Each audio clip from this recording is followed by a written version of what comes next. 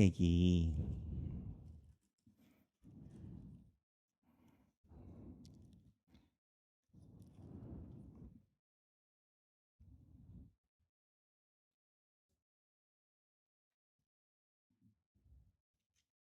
창세기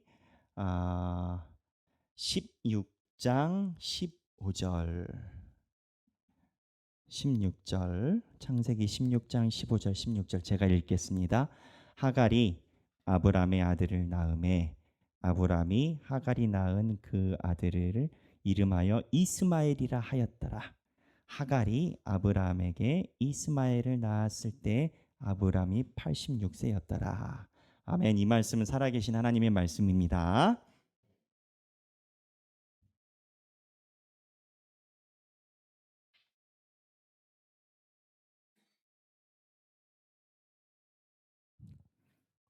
네, 오늘 여러분들과 함께 나누려고 하는 것은 두 개가 큰 토픽이 아닌가 싶습니다. 그리고 오늘은 강의처럼 이렇게 가니까 나중에 궁금한 거 있으면 또 질문을 받는 시간을 갖도록 하겠습니다. 첫 번째, 이슬람이랑 우리랑 차이가 뭐냐?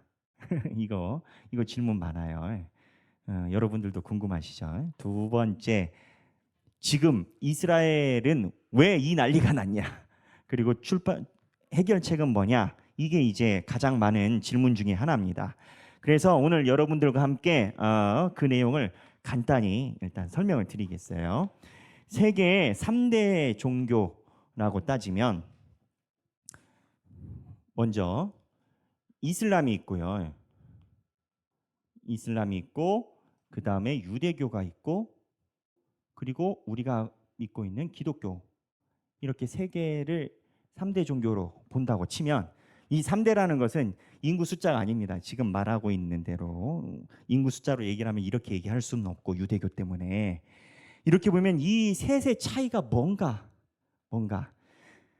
이거를 먼저 짧게 설명을 드릴게요. 먼저 처음에 성경이 이렇게 역사가 있잖아요. 이렇게 기록을 쭉 보면은 가다가 처음에는 유대교가 이제 성경에 있는 히브리 구약 성경처럼 유대교가 있었습니다. 근데 이 유대교가 예수님이 여기서 오셨으면 예수님이 오신 게 이제 3세기로 보지만 영세기로 보면 영세기 500년 전, 대략 한 500년 전쯤에 무슨 일이 있었냐? 북이스라엘과 남유다가 멸망을 합니다. 그러니까 북이스라엘과 남유다가 멸망하고 한 500년 정도 흘러서 예수님이 오신 거예요. 근데 이때 남유다와 북이스라엘이 멸망할 때 유대교가 탄생한 걸로 종교학자들은 봅니다. 사실 유대인들은 유대교 탄생이라고 생각하지 않아요. 자기네들은 오래전부터 있었다라고 해요. 근데 유대교는 뭐가 특징이냐? 하나님 믿어요. 유대교는 하나님 믿는데 유대교는 예수님에 대해서 인정하지 않습니다. 하나님은 같은데 유대교는 예수님을 지나간 선지자 중에 하나로 봐주는 게 많이 봐주는 거예요. 보수적인 유대교 입장에서는 예수님을 선지자로 보지도 않고 지나간 소동을 핀 거짓, 왜냐하면 십자가에 죽었잖아요. 실패한 예언자 정도로 봅니다. 그래서 유대교하고 이슬람하고 기독교를 나누는 핵심이 예수님의 위치입니다. 그래서 유대교는 예수님에 대해서 인정을 거의 안 한다. 이게 유대교예요. 근데 하나님은 우리가 섬기는 하나님, 그거와 구약이 똑같습니다. 그러면 기독교는 우리가 잘 아니까 넘어가고 이슬람은 뭐냐? 이슬람은 예수님이 오셨잖아요. 예수님이 오시고 100년, 200년, 300년, 400년, 500년, 600년까지 갑니다. 600년까지 가서 한 7세기, 세기로 하면 7세기, 한 예수님이 돌아가시고 600년 정도가 흘러고 나서 이 기독교 분파에서 이제 저희는 기독교니까 그냥 제가 직설적인 과한 표현을 쓰겠습니다. 이단같이 나온 겁니다. 이슬람이 어떻게 되냐면 이슬람은 하나님을 알라라고 해서 우리랑 똑같은 하나님의 이름을 하나님을 써요. 그래서 이런 측면에서 하나님이 같아가지고 이슬람이랑 기독교랑 유대교가 같은 게 아니냐 생각을 해요. 근데 이건 나중에 잘 설명해 주겠지만 이슬람은 기본적으로 예수님은 지나간 선지자 중에 하나예요. 유대교는 예수님을 아예 이상하게 보고 이슬람은 예수님을 지나간 선지자 중에 하나입니다. 근데 예수님보다 신의 뜻을 잘 분별하는 예언자가 하나 나왔는데 그게 무하마드입니다. 이슬람의 창시자예요. 이슬람의 창시자가 하나님은 같은 하나님의 단어를 쓰는데 이 무하마드가 하나님의 뜻을 잘 분별해서 이거를 다시 써주는 게 코란입니다. 그래서 이슬람에서는 신약이 있고 구약이 있고 코란이 있습니다. 요거를 경전이라고 그래요. 그냥 코란이 하나 붙은 거예요. 그러면 이 무함마드가 같잖아요. 이 사람이 뭘 얘기를 하느냐? 이 사람은요 결국 이 땅에서의 전쟁을 이야기를 하고 선과 악이 싸우는 전쟁을 얘기를 하고 언젠간 최후 심판이 있다. 그 얘기하는 것은 비슷해요. 근데 중요한 건 이 최후 심판의 가운데 중요한 분기점이 기독교는 예수님인데 유대교는 예수님을 인정하지 않고 이슬람은 예수님은 지나간 선지자 중에 하나고 무함마드가 코란을 받아서 새로운 계시를 받은 이 무하마드가 사람 중에서 최고의 예언자인 건 거예요. 그러면 이 무하마드가 이제 갔잖아요. 죽었잖아요. 그러면 이 무하마드 이후로 이슬람은 계속 예언자의 계보가 이어옵니다. 그 칼리프라고 그래요. 그래서 이 다음에 그 다음 예언자, 그 다음 예언자, 그 다음 예언자. 그래서 그 예언자들이 최고의 권한을 갖는 게 이슬람입니다. 그래서 이슬람과 유대교와 기독교의 가장 큰 차이는 우리가 보는 입장에서는 예수님에 대한 위치가 어떻게 되느냐인 건 거예요. 하나님에 대해서는요, 이슬람도 똑같은 단어 쓰고요, 유대교도 똑같은 하나님 쓰고요, 기독교도 똑같은 하나님 써요. 그리고 구약 같은 경우는 교차적으로 비슷합니다. 비슷해요. 그런데 이제 이 이슬람 같은 경우는 이 알라가 이제 하나님의 뜻인데 원어적으로 하나님도 알라라고 표현이 돼요. 단어가 이게 하나님이 이제 알라라고 표현되는데 이 무하마드가 예수님보다 더 큰 계시자고 기독교는 예수님 이후로는 선지자가 없습니다. 예수님이 끝을 냈으니까. 그리고 유대교는 예수님은 실패한 선지자예요. 그리고 어떻게 보면 변질된 선지자처럼 보이고. 그러면은 이슬람과 유대교와 기독교의 최종은 뭐냐? 우리는 나중에 하나님께서 이 땅을 다 심판하시고 하나님께서 오시는 그날을 기대하고 있잖아요. 그래서 하나님의 그 마지막 날을 위해서 우리는 살아가는데 유대교는요? 유대교는 뭘 가지고 살아갈까요? 유대교는 아직도 자기가 이 땅에서 다윗의 시대처럼 훌륭한 정치적 지도자가 나타나서 나라를 부국강병하고 이스라엘을 세계 최고의 강국으로 만들 것이다 라는 이 땅에서의 하나님 나라 구현을 유대교는 기다리고 있습니다. 그래서 유대인들은 그 개념에서 아직도 이거를 이루어주는 사람을 기다리고 있는데 그 꿈을 이루어주는 사람이 누구냐? 유대교 안에서 메시아입니다. 그러니까 우리는 메시아면 예수님이잖아요. 근데 여기가 달라요. 뭐냐면 이 500년 이후로 유대교는 이 땅에서 실제적인 어떻게 보면 정조처럼 힘 있는 왕을 유대교는 기다리고 있고 올 다윗과 같은 그 힘 있는 왕을 메시아라고 표현을 해요. 유대교는. 근데 이렇게 보면 예수님은 정말 아닌 건 거예요. 이 땅에 와가지고 힘없이 십자가에 못 박혀서 죽었잖아요. 그러니까 예수님은 메시아가 아닌 건 거예요. 근데 이 500년에서 예수님 오시는 사이에 예수님이 오면서 기독교는 뭐가 바뀌었냐면 이 메시아의 개념이 이 땅에서 땅 따먹기가 아니고 온 인류를 죄에서 구원해 주는 개념으로 예수님이 확대해서 천국의 비밀을 얘기해 주십니다. 그래서 기독교에서 메시아라고 하면 죄를 구원해 주는 예수님이 메시아인데 유대교는 아직도 이 땅에서 구원해 줄 땅 따먹기 해줄 대통령을 기다리고 있는 그거를 2000년 동안 기다리는 게 유대교인 겁니다. 이슬람은 구약 알라가 이야기한 것을 예수님 이후에 무하마드가 그거를 코란으로 해석해 줬고, 이슬람의 목표도 마지막 날입니다. 마지막 날인데 마지막 날이 올 때까지 이슬람은 칼리프라고 또 이맘이라고 얘기를 하고, 그러한 예언자들이 이야기한 대로 쭉 갑니다. 그래서 어떤 사람은 이슬람이 가지고 있는 구조가 신천지랑 매우 비슷하다라고 얘기를 해요. 신천지는 예수님에 대해서 뭐라고 얘기를 하냐면, 예수님이 지나간 선지자 중에 하나고 최종적으로 모든 예언을 완벽하게 이루어주는 예언자가 이만이다, 이렇게 얘기를 하거든요. 그러니까는 이슬람에서는 예수님이 이미 지나갔고 예수님은 선지자 중에 하나일 뿐이고, 무하마드를 기점으로 무하마드가 최고고, 그 다음부터 무하마드 영향권 안에서 1대, 2대, 3대, 4대, 5대, 6대 이렇게 나온 건 거예요. 근데 이해되시죠? 네, 그래서 예수님이 어디 있느냐에 따라서 종교가 달라요.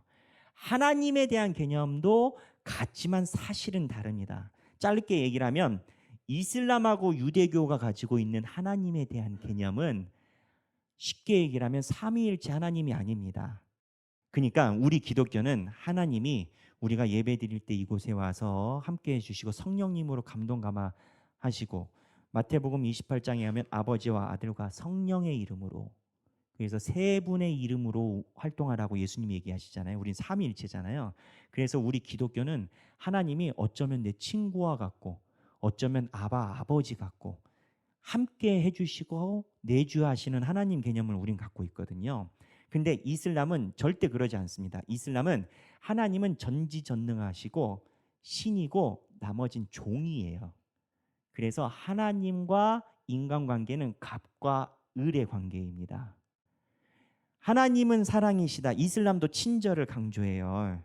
그런데 이슬람은 하나님이 아버지 아들처럼 옆에 있어서 나랑 함께 해주시고 사랑이 의사가 아니라, 이슬람 개념에서는 친절과 선행은 갑과 을인데 주인이 종에게 이렇게 베풀어 주듯이 이 정도 수준에서의 하나님의 친절만 있습니다. 그러니까 신관 하나님에 대해서 이슬람은 하나님이 우리랑 겸상 안 해. 쉽게 얘기하면 기독교는 우리는 겸상이 아니라 떠먹여져요. 하나님이. 쉽게 얘기를 하면 유대교는요. 유대교는 어쩌면 하나님에 대한 개념은 이슬람에 가까워요. 하나님이 어떻게 우리와 함께. 그래서 하나님에 대한 개념도 이슬람, 유대교, 기독교가 좀 다릅니다. 하지만 단어는 똑같아요. 근데 최대 분수령은 예수님의 위치인 겁니다. 우리 기독교에서는 예수님이 메시아이자 죄를 구원해 준 거고, 유대교는 아직도 기다리고 있고, 이슬람은 예수는 지나간 선지자고 무하마드가 이어서 한 거고. 그럼 이제 이슬람 맞잖아요. 어렵지 않죠? 여기까지. 어려우면 질문해 주세요. 그리고 질문을 받아야 돼요. 받아야 여러분들이 궁금한 걸 제가 아는 범주 안에서 설명을 드리니까. 자, 이슬람은 얘기를 했어요. 이슬람에서 중요시 여기는 게 세 개가 있어요. 코란이 있고, 그리고 순나가 있고, 샤리아가 있습니다. 이거를 3대 경전이라고 하는데, 이슬람은 이게 코란이 아까 무하마드가 얘기한 말씀의 총체, 코란, 성경. 근데 이제 순나가 뭐냐? 예언자들이 이야기한 거를 다 모아놓은 거예요. 제가 얘기했죠. 칼리프라고 해가지고 1대, 2대, 3대, 4대 쭉쭉쭉 간다고. 그 사람들 말을 모아놓은 게 이건 거예요. 그러니까 이게 늦게 태어날수록 이게 많아지는 거예요. 공부할 게 많아지는 거예요. 빨리 태어나고 가면은 적은데 계속 나오니까. 그러면 이제 샤리아는 뭐냐? 샤리아는 이 사람들의 것을 현실에 반영하는 일종의 당회법, 헌법 이런 개념이에요. 요렇게 세 개가 이슬람의 핵심이에요. 핵심인데 이거를 누가 조정을 하느냐? 아까 얘기했던 칼리프라는 그 사람이 이제 대빵 하나가 이제 재판관인 거죠. 이게 이거다. 이렇게 조정을 해. 그런데 이슬람에서 무슨 일이 일어났냐면 4대째 넘어갔을 때 1대 칼리프가 있고 2대, 3대, 4대가 넘어갔을 때 4대가 알 뭐였더라. 이분들 이름이 저랑 안 친해 가지고 알 뭐라고 써 놨는데 네, 생각이 안 나네. 이따가 찾으면은 알려 드릴게요. 4대째 있는데 알리였을 거예요. 알리. 알리라는 이 칼리프에서 5대로 넘어갈 때 집안이 싸움이 납니다.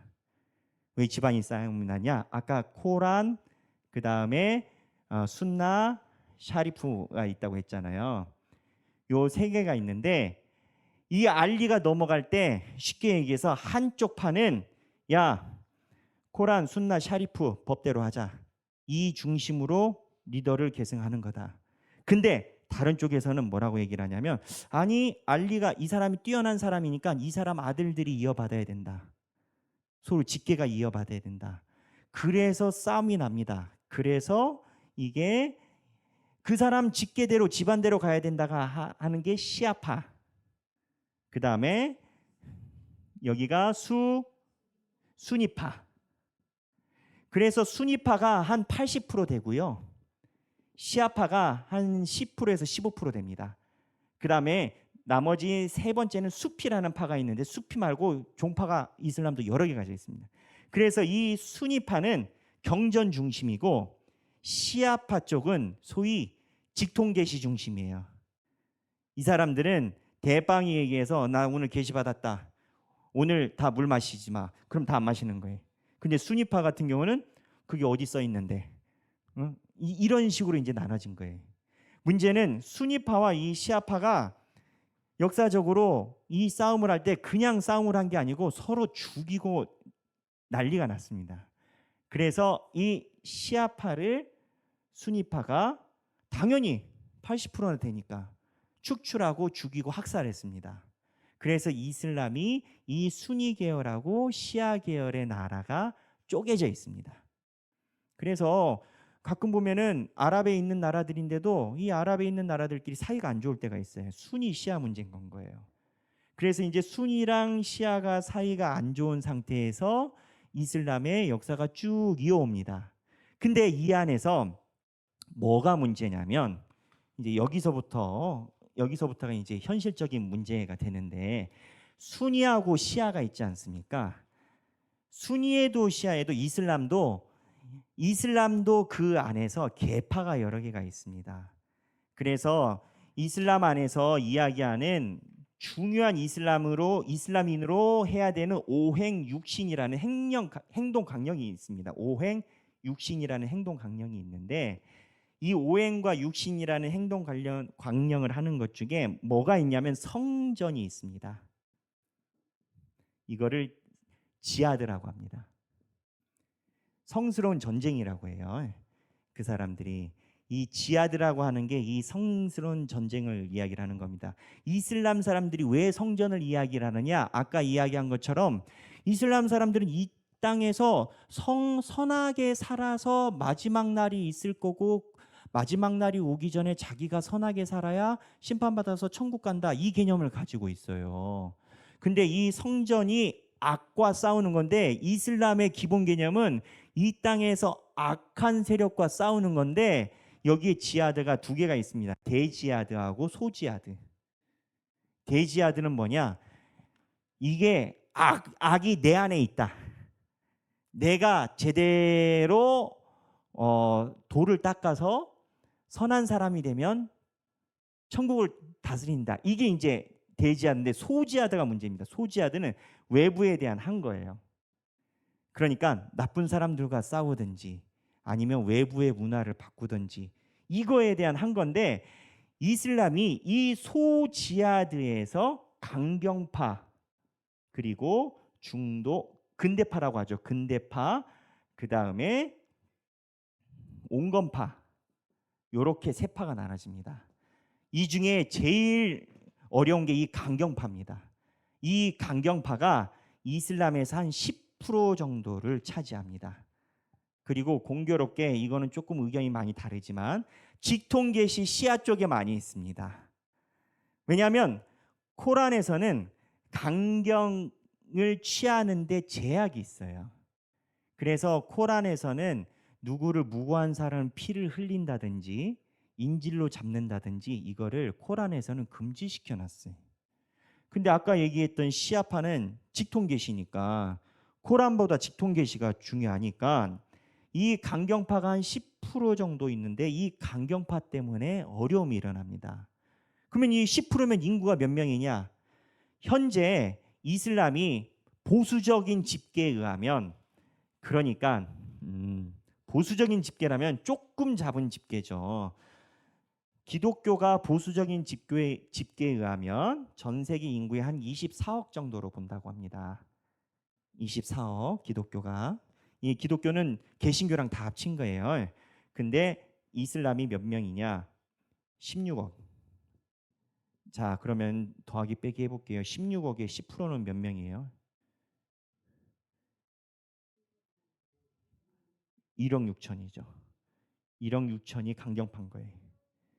근데 1억 6천에서 10% 중에서 1%만 극단주의로 가면 몇 명이에요? 1%만 가면 1600만 명. 그러니까 1%의 극단주의자가 굉장히 강경세를 가지고 있습니다. 종교적인 역사에 의하면 기독교 역사에 의해서 순교를 당한 타종교인이 한 90만에서 120만 정도로 봅니다. 우리 기독교도 십자군 전쟁 일으키면서 다른 나라 많이 죽였으니까. 그런데 이슬람이 타종교에 대해서 죽인 숫자가 힌두교에 있는 사람만 8천만 명을 죽였고 기독교인을 910만 명을 죽였어요. 그러니까 우리는 이제 죄송하지만 우리는 통계에 의하면 100만 명 정도 역사적으로 학살을 했다면 기독교가 이슬람은 힌두교 안에서만 8천만 명을 죽이고 그리고 910만 명. 왜 죽였냐? 아까 얘기했던 지하드 때문에 그래요. 이슬람의 강경파가 나쁜 무리를 퇴치해야 천국이 온다 생각을 갖고 있고 강경세를 가지고 있는 거예요. 그래서 이 1%의 강경파 때문에 나머지 90%, 이 1%의 강경파를 제외하고 나머지 순위파라든지 이런 쪽은 아까 얘기했던 것처럼 코란에서 나쁜 짓 못하게 해놨어요. 경전이 좋은 걸 얘기를 해놓으니까. 그래서 그 사람들은 강경세를 갖고 있지 않습니다. 그리고 이제 이슬람의 또 어느 정도는 또 이렇게 타종교에 대해서 계속 우리가 시대에 뒤떨어지게 배타적을 가지고 있는 게 맞느냐라는 목소리도 이슬람 안에 있어요. 문제는 강경파는 사고로 치면 크게 치는 거예요. 그래서 이거에 대해 이해를 가지고 있어야 돼요. 이게 이제 이슬람이 가지고 있는 구조입니다. 이슬람의 종교 구조와 이건데 그러면 이제 지금 요즘 전쟁 나고 있는 기독교 문제 있지 않습니까? 유대인 팔레스타인 지역 그 지역은 왜 이 난리가 났냐? 원래 이스라엘 지역에 토착민으로 살고 있던 사람은 팔레스타인입니다. 근데 이 사람들이 이슬람을 믿어요. 이슬람을 믿고 이슬람 형제들이에요. 팔레스타인인데 이슬람을 믿는데 그런데 1차 세계대전 때 이 팔레스타인뿐만 아니라 모든 중동에 있는 사람들이 나라가 다 없어졌어요. 독일 때문에 그렇잖아요. 그래서 하여튼 나라가 난리가 났어요. 근데 영국이 그 당시에 있는 중동에 있는 적을 무찔러야 되는 상황이 있어서 쉽게 얘기를 하면 1916년과 1917년에 이중 계약을 맺습니다. 이게 문제예요. 1916년에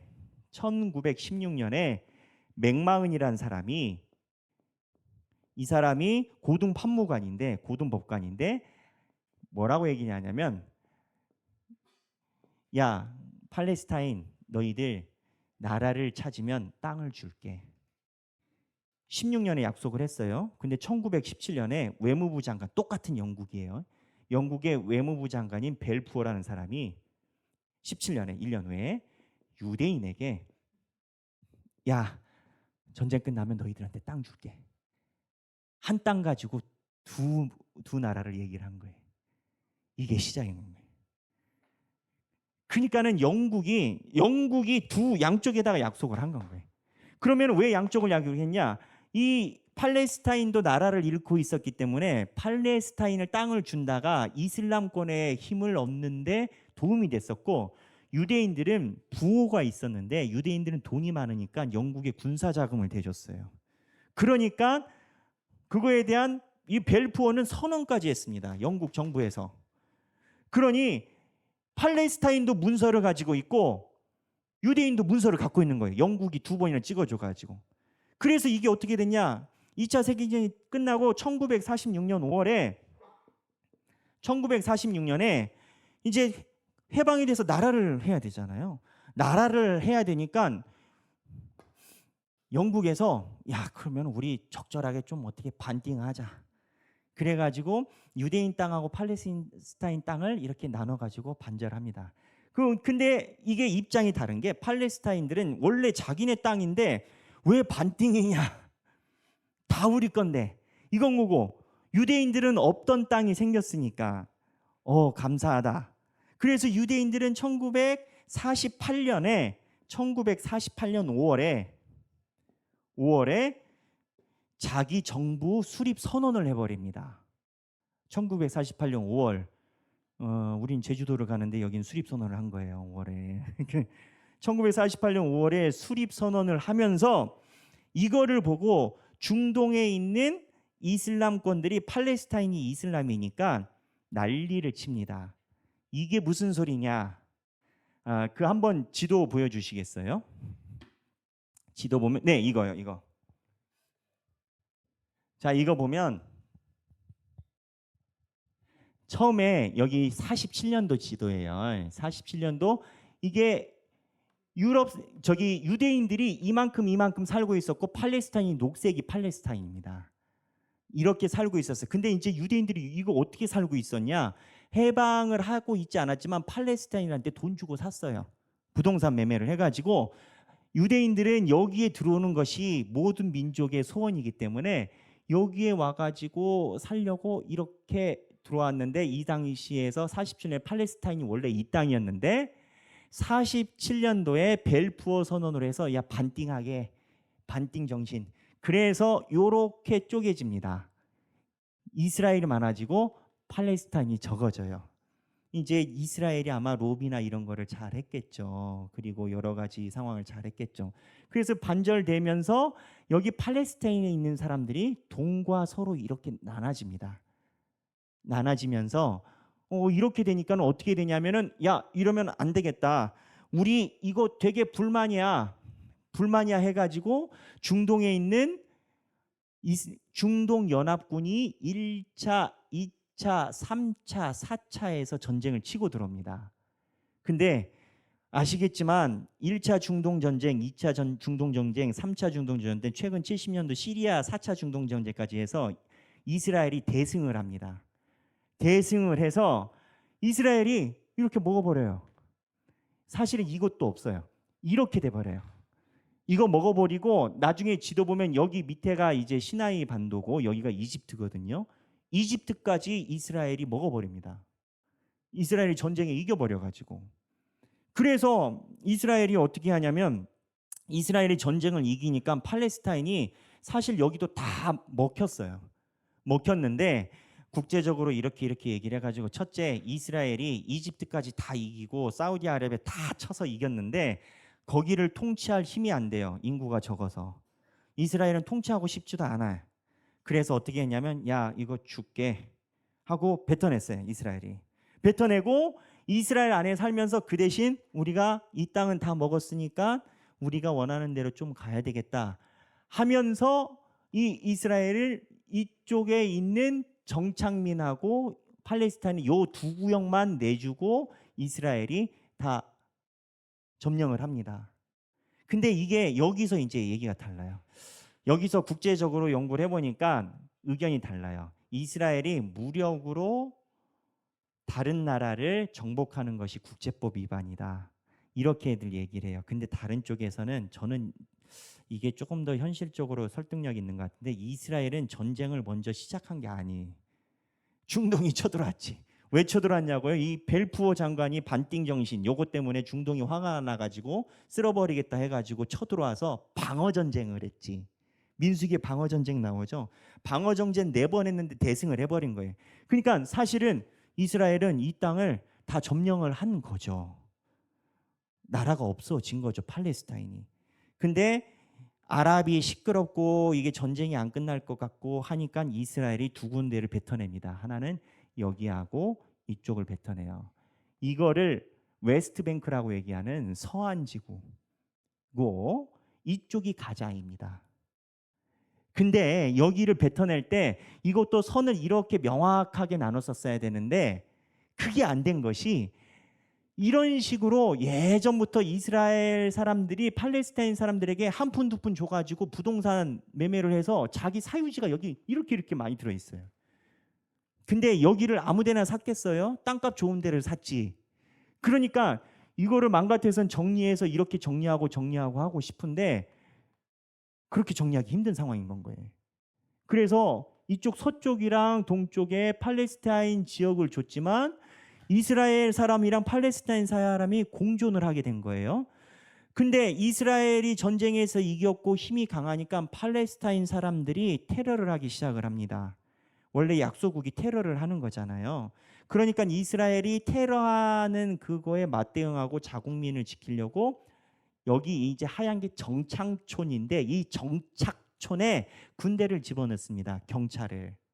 그러니까 정착촌에 있다라는 게 그게 군대인 건 거예요. 자기 자국민 지키려고. 근데 이 정착을 지키려고 자국민을 지키려고 군대를 집어넣는데 원래 가자에도 있었고 여기에도 있었어요. 여기에도 있었는데 다른 지도 한번 보여줘 보시겠어요? 이거 보니까 좀 네. 여기 보면 가자가 있고 이제 웨스트뱅크 확대해 놓은 거예요. 지금 이렇게인데 정착촌으로 가자에도 있고 웨스트뱅크에도 유대인들이 이렇게 듬성듬성 있고 팔레스타인 듬성듬성 있고 했는데 무슨 일이 일어났냐? 90년대에 이스라엘 장관하고 이 팔레스타인 수장이 95년도 96년도에 노벨 평화상까지 받는데 민족 대타협을 합니다. 쉽게 얘기를 하면 싸우지 말자. 우리 서로 이러면 안 좋다. 근데 둘이 대타협에서 노벨 평화상 탔는데 이스라엘에 있는 사람은 아니 우리 땅을 몇 번이나 하나님이 우리에게 주셨는데 전쟁 4번 이겼으니까 50년 동안 네가 뭔데 이 사람들을 땅을 인정해줘서 주냐 해서 죽여버려요. 암살이 일어나요. 그래서 이스라엘 평화 대타협 하신 분 돌아가시고 그리고 이 팔레스타인 수장도 마찬가지. 수장도 돌아가십니다. 양쪽이 평화운동을 하시니 돌아가시. 그러고 나서 열심히 90년대 이후 싸우다가 이러면 안 되겠다 싶어가지고 다시 선언을 해서 우리 평화롭게 가자 해서 싸우지 말고 가게 하면서 이 가자 지구에 있었던 정착촌에서 군대를 뺍니다. 이스라엘이 평화적 모색으로. 근데 이 군대를 빼고 좋았어야 되는데 오늘에 이르기까지 안 좋아진 거예요. 왜 안 좋아지냐면 이 팔레스타인이 사실은 나라로서 이렇게 독립되기보다는 무언가 단체로서 역임을 받고 그랬었거든요. 이거를 빼면서 아까 얘기를 했죠. 팔레스타인의 평화주의자들이 이스라엘과 손잡았다고. 근데 이 평화주의자들이 미국과 잘 지내고 이스라엘과 잘 지내려는 주장을 갖고 있는데 팔레스타인에서 여론이 안 좋아요. 투표를 했는데 대박 졌어요. 근데 대박 진 거를 이거를 이겨 먹으려고 이 소수에 있는 민주주의 팔레스타인 사람들이 무력으로 진압을 합니다. 자기 팔레스타인을. 그 무력의 배후에는 이스라엘과 미국이 도와줍니다. 그래서 이 팔레스타인의 내분으로 소위 미국의 친화적인 웨스트뱅크에 있는 팔레스타인이 무력으로 강경파를 쫓아내요. 힘이 있으니까. 그게 다 가자로 들어갑니다. 가자로 들어가고 이 웨스트뱅크에서 평화 모드로 팔레스타인을 가져가려고 하는 그 그림이 있으니까 이스라엘도 모양을 내줘야 되니까 가자 지구에서 2007년도에 6개의 정착촌을 빼냅니다. 그래 우리도 이게 결국은 뭐냐면 이 평화를 원하는 쪽에서는 결국 두 나라로 가야 되지 않냐 이 생각을 하는 건 거예요. 우리가 안 싸우려면 어떻게 이러고 안 싸울 수가 있냐. 깨끗하게 남한 북한처럼 두 나라로 가자. 근데 이게 이스라엘에게는 문제가 있는 거예요. 이스라엘에게는 뭐가 문제 있냐? 얘네를 나라로 선택했다가 해줬다가 팔레스타인의 인생의 목표가 유대인을 땅끝까지 다 없애버리는 거거든요. 치고 돌았으니까. 그러니까 팔레스타인 나라 줬다가 얘네들이 힘 모아서 우리 쳐오르는 거 아니냐? 이게 이스라엘 백성들의 불안 요소고, 팔레스타인도 두 나라가 마음에 안 드는 게, 그러면 저게 다 우리 거였는데 우리를 이제 여기서 살게 하냐? 그게 이제 양쪽 다 마음에 안 드는 거예요. 그래서 가자에서 여하튼 정착존을 빼면서, 정착존을 빼니까 뭐가 빠져나와요? 정착존을 지키는 군대가 빠져나옵니다. 2007년 이후로. 그리고 한 15년이 간 거예요. 그래서 여기에 강병세가 가자에 물리면서 여기에 하마스가 들어가고, 하마스가 2023년까지 전쟁을 준비를 하게 된 건 겁니다. 그럼 이제 하마스는 왜 이 사건을 일으켰냐? 최근에 사우디아라비아하고 이란이 시아파임에도 불구하고 이스라엘하고 미국하고 우호적인 관계에 들어갔습니다. 왜 우호적인 관계에 들어갔냐? 이거 먹고 살려니까 안 되겠다는 거예요. 이슬람이 51개 나라, 그러니까 국가적 형성이 되어 있는 나라를 51개 나라를 가지고 있어요, 이슬람이. 근데 51개 나라의 대부분이 빈민국입니다. 그리고 돈이 많아도 빈부격차가 심합니다. 그러니까 이게 안 되겠다 싶어가지고 시아파임에도 불구하고 이란하고 사우디아라비아하고 요르단은 워낙 가난해서 안 쳐줬고, 여하튼 기타 등등 해가지고 미국하고 이스라엘하고 평화 무도가 막 진행이 되니까 이 팔레스타인의 이 땅에 살았던 그 유랑민들은 고민이 생기는 거예요. 야, 우리가 전쟁 4번이 져도 여기에서 집 지고 산 이유가 아랍의 친구들이 뒤에 있어가지고 땅을 뺏겼는데도 이스라엘이 뱉어냈는데, 아랍의 친구들이 이스라엘이랑 친해져? 그러면 우리는 없어지는 건 초일기다. 그러면 아랍의 친구들이 이스라엘과 등지게 하려면 지금 이 전쟁인 건 겁니다. 그래서 전략적으로 이렇게 접근한 거예요. 근데 이제 여기 보면은 또 이 사건이 있고, 그 다음 넘겨보세요. 이게 참 웃긴 게, 이게 예루살렘 한가운데예요. 예루살렘 한가운데인데, 예루살렘에서 왜 이렇게 싸움이 나나, 이것도 궁금하잖아요. 일단 우리 기독교는 여기가 예수님이 돌아가신 십자가니까 당연히 그러겠어요. 그죠? 기독교는. 그럼 유대인은 뭐냐면은, 사실은 유대인 아브라함의 그 묘지가 여기 있다라고 유대인들이 생각을 해요. 여기가 아니라 우리는 사실 헤브론인데 여기다가 이제 예루살렘에다가 아브라함의 묘지가 여기 있다라고 생각을 해요.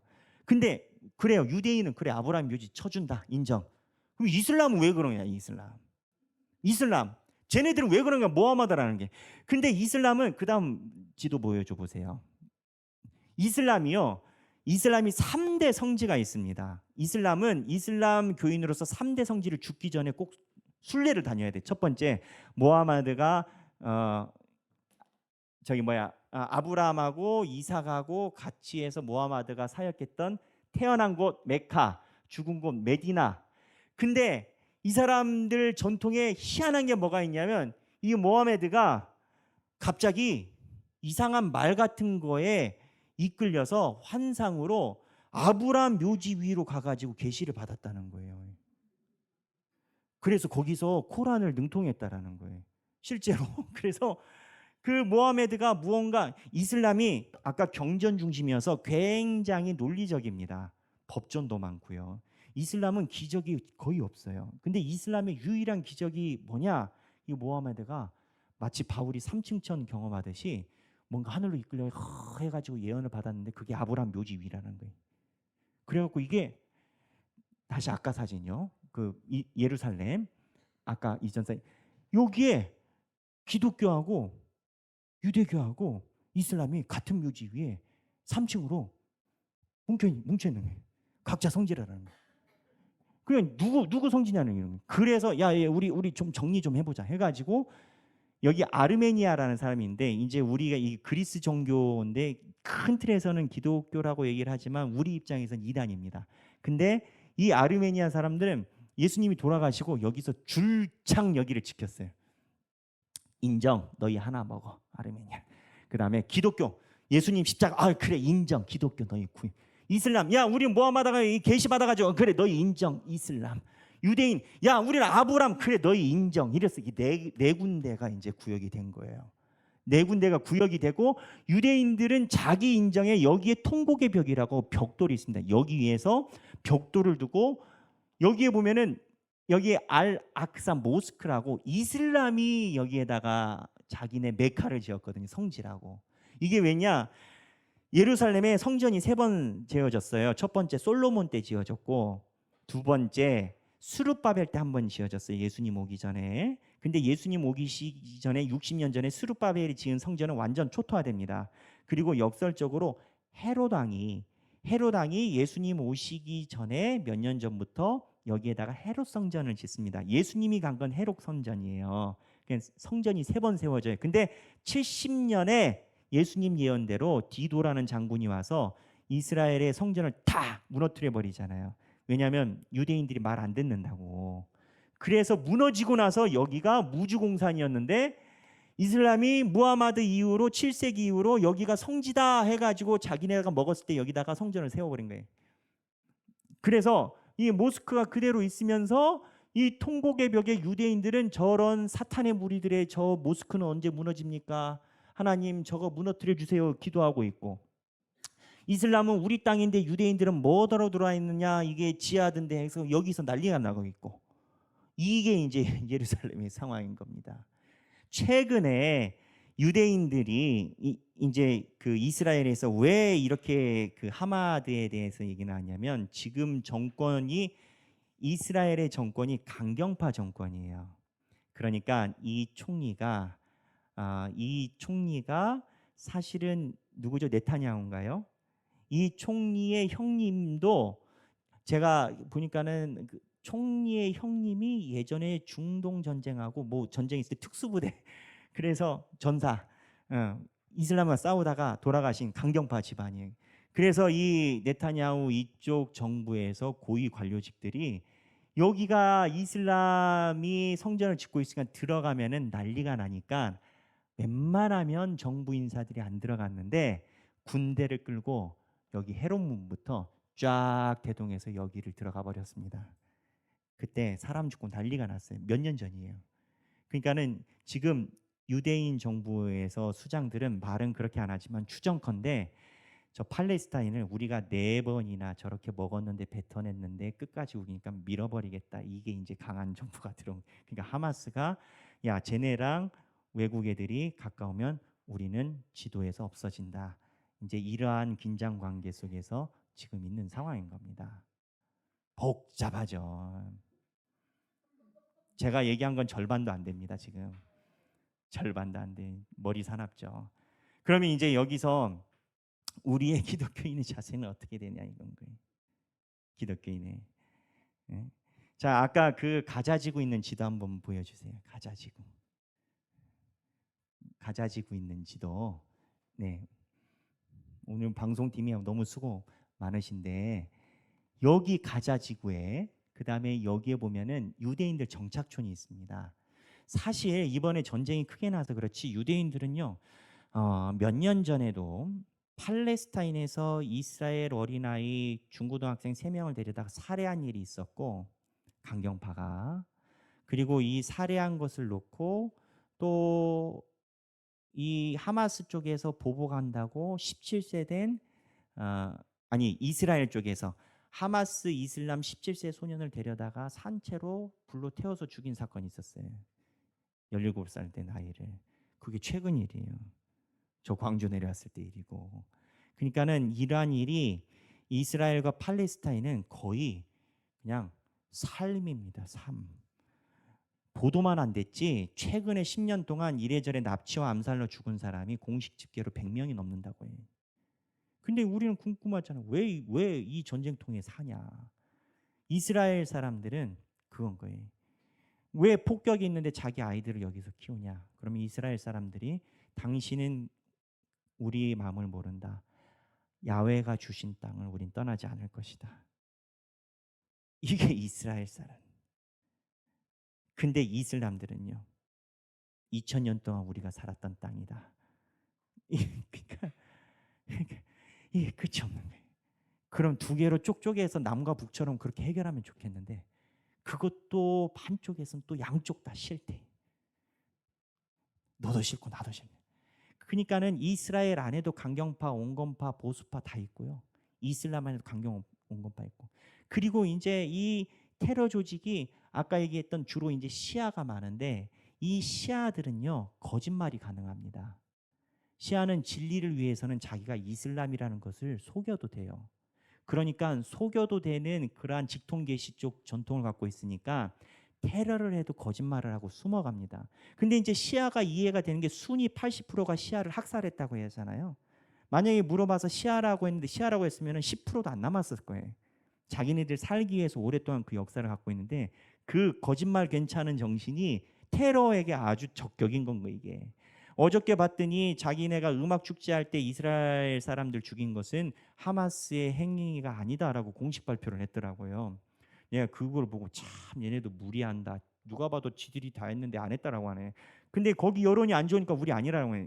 저는 못 믿겠어요. 근데 여하튼 그렇대요. 그래서 이러한 순위는 그러지 않아요. 순위 80%는 거짓말이 절대 불가능해요. 순위는. 그러니까 이슬람 안에서도 계파가 다른 거예요. 그래서 이 이해가 다르고 질문 받겠습니다. 질문 궁금한. 네. 네네. 네네.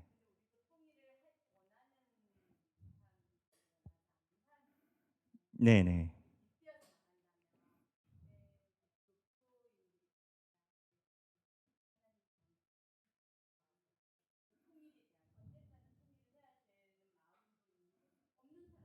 있죠.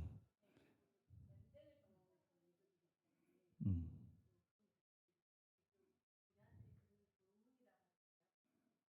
음. 그렇죠. 예. 이게 참 어려워요. 굉장히 어려운 질문이고 실제로 여론조사하면 젊은 세대는 통일을 원치 않는다라고 나옵니다. 우리 한국도 이제 그 저희가 평양노예여서 평양노예 갔더니 이제 그 통일을 위해서 기도하시더라고요. 이제 평양노예는 예 이제 근데 참 어려운 질문입니다. 어려운 질문인데 이게 민족이라는 이 바운더리가 어떻게 보면은 또 경계를 구분짓는 바운더리이기도 합니다. 이스라엘하고 팔레스타인. 그래서 이스라엘에서 급진파는 이스라엘 실제로 급진파는 아니 미국도 민주주의로 멜팅팟 모든 민족이 다 와가지고 섞여 있는데 지금 시대가 언젠데 지금 이슬람이냐 어쩌냐 이런 걸 꼭 해야 되느냐 우리도 유나이티드 해야 되는 거 아니냐라는 목소리가 이스라엘 안에도 있어요. 있어요. 근데 우리도 이제 만약에 통일을 한다고 치면 민족 정신에 입각해서 통일보다는 제가 볼 때 하나님의 뜻이라는 이름 안에서 우리가 기도를 하는 게 더 넓은 것 같아요, 개념이.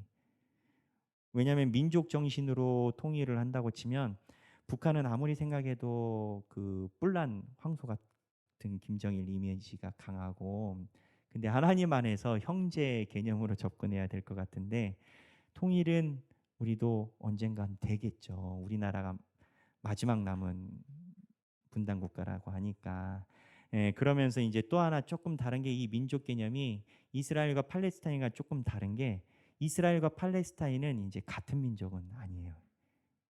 아니니까 이제 이게 복잡하긴 한데 우리는 또 같은 민족이어서 결국은 그래서 우리는 장기적으로 하나님께서 주시는 나라를 위해서 기도는 해야 되겠다 생각은 하고 있습니다. 이 이슬람이랑 이 구조가 이렇게 생겼고 그래서 그러면은 우리가 정착촌이 아까 얘기했던 안에 들어간 거거든요. 유대인이 잘못했냐?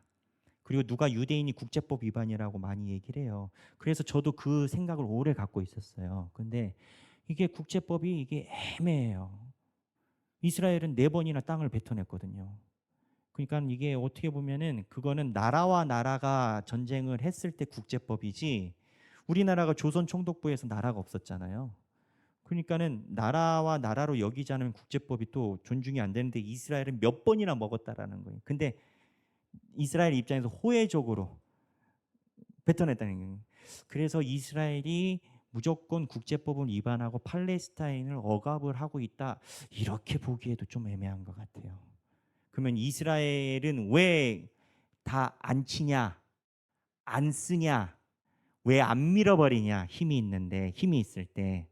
제가 볼 땐 여러 가지 심리가 있는 것 같습니다. 첫째, 그래도 하나님을 믿기 때문에 르완다처럼 학살은 이스라엘이 생각을 안 하는 것 같고, 두 번째는 팔레스타인을 밀었다간 더 큰 전쟁이 이슬람으로 인해서 일어나니까 거의 세계 전쟁 16억, 그래서 세계 평화를 위해서 못하기도 하는 것 같고, 그래서 이런 상황인 것 같습니다. 또 질문 있으면 받겠습니다. 네, 네네, 네네, 괜찮습니다. 네네, 음, 형제죠. 예, 맞아요. 음, 음,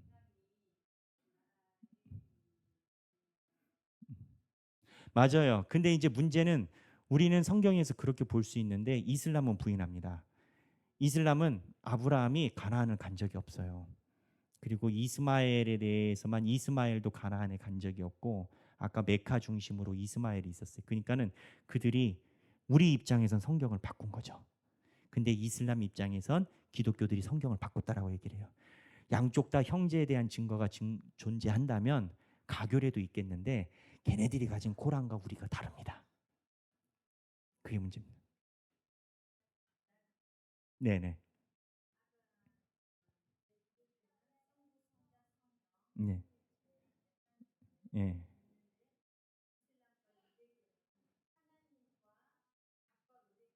네. 아, 이제 이슬람하고 그다음에 유대교에는 신비한 초월적인 게 없냐. 이제 뭐 자기네들이 이야기하는 게 있는지 모르겠지만 이제 학자들이 볼 때는 이슬람은 굉장히 학적으로 보고요. 그래서 이슬람이 사실은 가장 번성했을 때 근대화에 영향을 줬습니다. 모더니즘에 영향을 줬고, 문화가 찬란할 땐 중세는 거의 이슬람의 시대였어요. 그때 중세 때는 기독교가 이슬람과 붙었다면 깨졌어요. 그때는. 그래서 십자군 전쟁도 사실은 깨졌잖아요. 그래서 이슬람은 굉장히 학적으로 보고, 유대인들은 제가 몇 번 설계했지만 유대인들은 영이라는 개념에 접근하는 것이 자기가 하나님처럼 되려고 한다는 기본 개념이 있습니다. 그래서 유대인들은 영이라는 접근을 인간이 신이 되려고 하는 우상 숭배 또는 구테타로 보기 때문에 웬만한 접근을 안 합니다. 우리가 성령으로 인해서 다른 거죠. 음. 또 질문 있으면 받겠습니다. 네. 네, 차오는 시간 질문입니다. 네네. 네. 그러면 이 설명을 드리고 궁금한 거 개인적으로 있으면 저한테 또 물어보시고, 제 오늘 설명이 참 많이 부족한데 또 여하튼 잘 이해해서 들어주시고 그러시면 감사하겠습니다. 네, 그러면 기도하고 마치겠습니다. 하나님 아버지 감사합니다. 오늘 저희가 현재 이슬람하고 우리 기독교 그리고 아, 유대인들 관계를 봤습니다. 하나님, 우리가 이런 중에도 예수 그리스도의 이름을 널리 전하는데 최선을 다할 수 있도록 하여 주옵소서. 최근에 이슬람 사람들의 80%가 예수라는 단어를 들어본 적이 없고, 그리고 2000년 이후로 1000만 명이 넘는 이슬람 교도가 개종을 해서 기독교가 되는 사례가 최근에 보고가 되고 있습니다. 이슬람이라 하더라도 하나님의 이름을 듣고 예수 그리스도의 이름을 들으면 하나님의 자녀가 될 수 있는 가능성을 보고 있습니다. 우리는 미약하지만 하나님의 선교가 땅 끝까지 이루어질 수 있도록 주님께서 역사하여 주옵소서. 감사드리며 사랑이 많으신 예수님 이름으로 기도합니다. 아멘.